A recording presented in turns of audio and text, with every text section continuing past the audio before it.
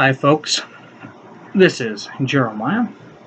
I am coming to you live in the middle of the night because of who I am. Right now I'm in the process of doing a couple of things and getting my writing completed. I'm starting to get some traction with it to sell my screenplays and stuff, which is really exciting. So I'm happy to see that. But I did want to continue with my top 10 countdown.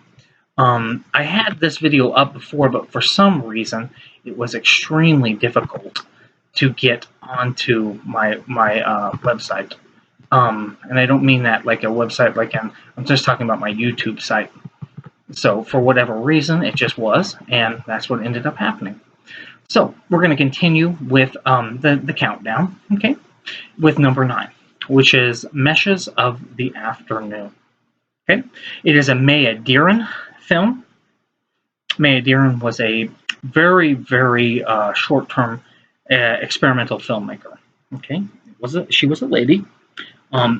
She is, by the way, the only female director in the top 10. Okay, so I don't know what that means. To give you an honest answer, I would say because most of the top 10 or top 30 or even top 50 films of all time happened well in the past. And the reason is because they were breaking the ground for cinema. It's hard to re-break ground. There are exceptions to that. No Country for Old Men was certainly in the top 30. And there are a handful of other ones that are, but for the most part, the majority of the top 10 movies of all time have already been selected. Now, if someone makes a film that somehow can beat these, then absolutely it would go there, but it just hasn't happened. And I don't think it's because it's lack of director talent. I just simply think it's because that time has passed for those type of movies now to be in the top 10. Movies make a lot of money now. So it's not like the quality has gone down. It's just that what we are saying, the most universal way of saying it, is usually in these movies. So that's just the way it goes. But she was an experimental filmmaker. I'm going to show you the box that I have here of her. Okay, that's Maya. Okay.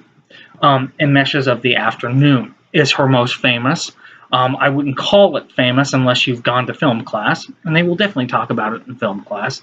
But what ends up happening here with this particular film is that, and it is a short, just like Trip to the Moon is a short, which was, I believe, when I did the top 12 so far. Well, at least the 12, 11, and 10. It's a short, but that's okay because it's more about what they talk about. And I gave you a kind of a list of things to look for when you're looking at judging the quality of a film. The mise-en-scene, which is everything that you see and hear in the film, which is the director's responsibility. The story, which is the scriptwriter's responsibility. Those are the two major pieces of it. There are other things that go into it, obviously, but that's the majority of it. The story is going to determine whether or not the film is good. That's just period. And then how you direct it is important for understanding why it is placed in a certain film canon. What would 2001: A Space Odyssey be without Kubrick's direction? They have camera movements, the settings, the way that they talked, or the lack of it, so to speak. But we're going to talk about that another time because it is in the top 10 as well. But Maya's particular film here, Meshes of the Afternoon, you can easily see on YouTube, and I will put up the website for on this link for the entire film to watch. Oh, here comes Notorious Betty. She just loves when I talk on this thing for some reason. She just must love to be on film. Yes, good little kitty. But this particular film is good for a number of reasons. So I'm going to go through just a handful of them because it goes way beyond this. You could spend an entire semester of class talking about this particular film. Just in and of itself, and the different films that she made, because this one that I had here is actually 6 of her different films. She was famous for saying that she makes films for the price that some studios spend on lipstick for their actresses. So you can definitely tell she's in the feminist canon. That's fine. I don't want to talk about feminism. I don't really care either way. What your persuasion on that is, it's not important to me. I have my own beliefs, and that's fine. But what happens here is that she was expanding the realm of dream, so to speak. Meshes of the Afternoon is basically a dream. Like that's basically what it is at its core, and it's moody, and it's something that I think in particular has an emotional core. Now, I'm not saying that women will make films with an emotional core. That's not it at all. There are many that do not, and there are many that do. And there are many male directors that make films with an emotional core, and there are many that don't. So it doesn't matter. And I will say that, in my personal opinion, one of the greatest parts of film is the emotional involvement you have with the characters, if that makes sense. If you're not emotionally involved with the character, you will not sympathize with them, and you will not feel bad for them when they suffer. And that's the most important part about a story, is that you have to see someone suffer. You have to internalize whether or not you would do that suffering and how you would get out of that suffering. That's the major part of filmmaking or storytelling in general, is there's a conflict. This guy wants to win a race, okay? But he's sacrificing time with his family. He misses his kid's birthday party because he's out on the racetrack preparing and blah, blah, blah. All right. Now, so we're not necessarily judging him as a bad guy because he wants to win the race. He wants to put food on the table, but he's missing out on his family. So we see how will we handle that situation? Okay. And there's a Freudian term for that, and I don't want to get too much into the actual analytics and theories of filmmaking, but it is a Freudian theory which is called suturing. Okay, what suturing is basically like when there's a camera that's pointed at another actor, okay, and you can see their shoulder, the actor's shoulder.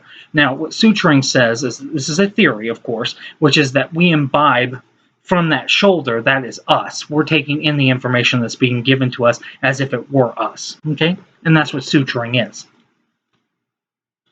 So, very much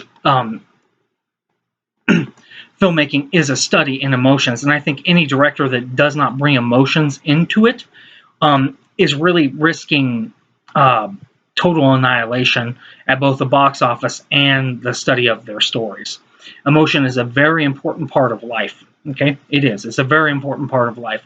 Whether we want to hide from it or deal with it is really a lot of what life is dealing with how we react to things.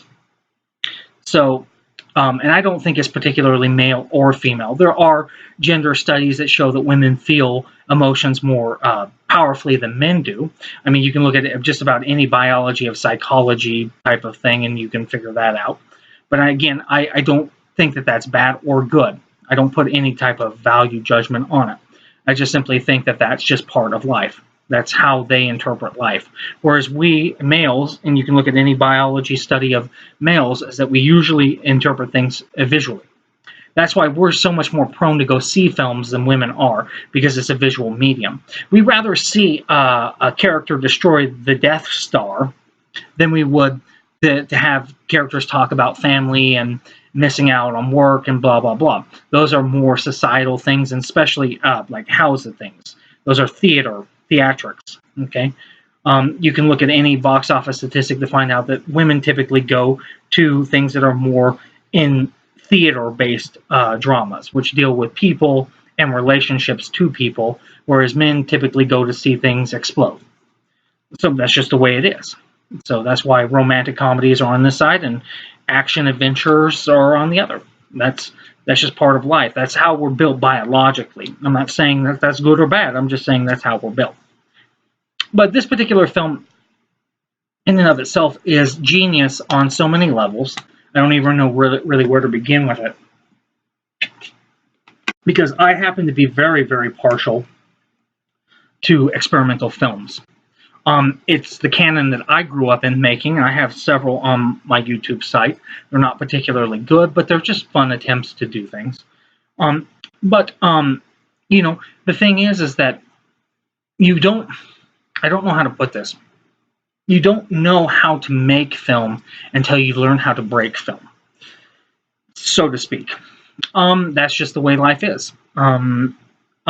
There's Most people give you the opposite, which is that if you're in the rudimentary kind of simple filmmaking, you can start to progress higher and higher. That's totally fine too. I like the stair step approach to filmmaking, which is a director starts here and then they slowly start to ascend a staircase and get into more and more advanced filmmaking, talking about what they want to talk about as they get more and more popular or better at directing.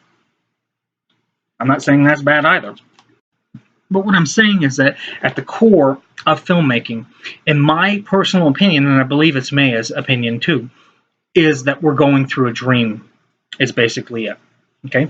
And now I'm going to talk about Freud, another Freudian theory of filmmaking again, which is the idea of when you walk into a theater, you're experiencing a community dream. When you sit down in a chair around other people and it is dark and the only thing you can see is a screen in front of you, it's like watching a dream, basically. And we imbibe those characters and live through those as an experience to understand things about life, no matter how small, no matter how big, in a safe environment.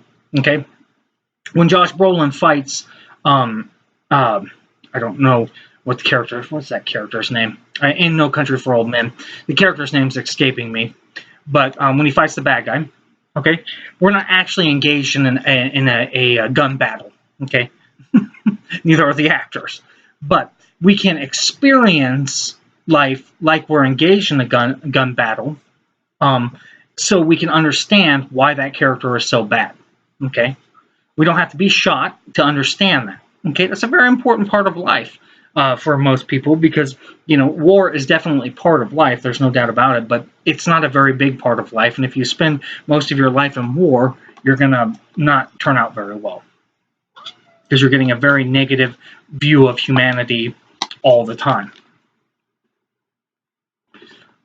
So we have to have experiences that are simulations of it, so we can understand it as best we can and empathize with it and feel through it.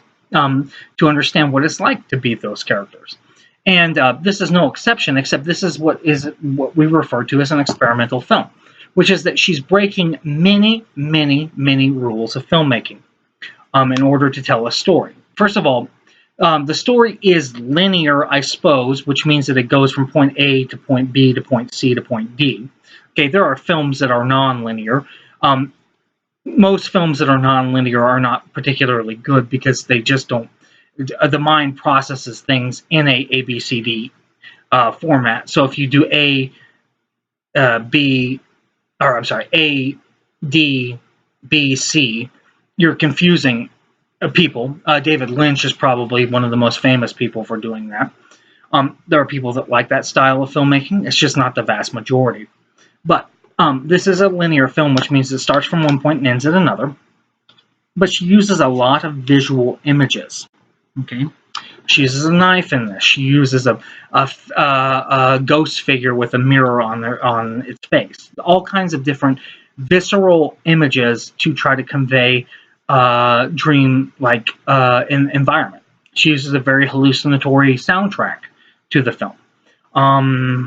So there's all kinds of things that go into it that take it away from Peter Parker having to save Mary Jane, as we typically expect stories, into something much more visceral and much more transcendental, so to speak, where you have to really apply your line of thinking into why you're watching this. And this is why it doesn't appeal to a lot of people, because most people just want to see Peter Parker save Mary Jane.